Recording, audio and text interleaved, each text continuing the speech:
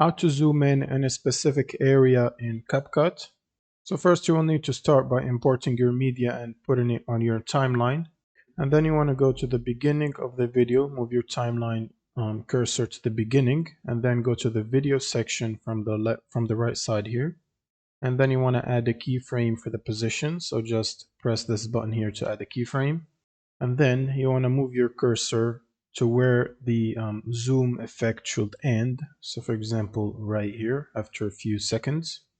Now you want to come back to the right side panel and increase the scale however you like. So for example, 160, and then add a keyframe.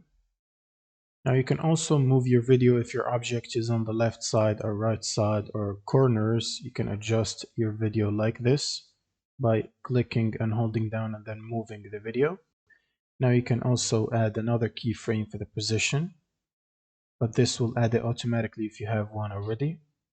And then if you move the cursor back and press the play button, you should notice the zoom effect and the video is moving. And you can also keep moving your cursor to different positions or frames and then adjust your video by clicking on it and then moving it with your cursor.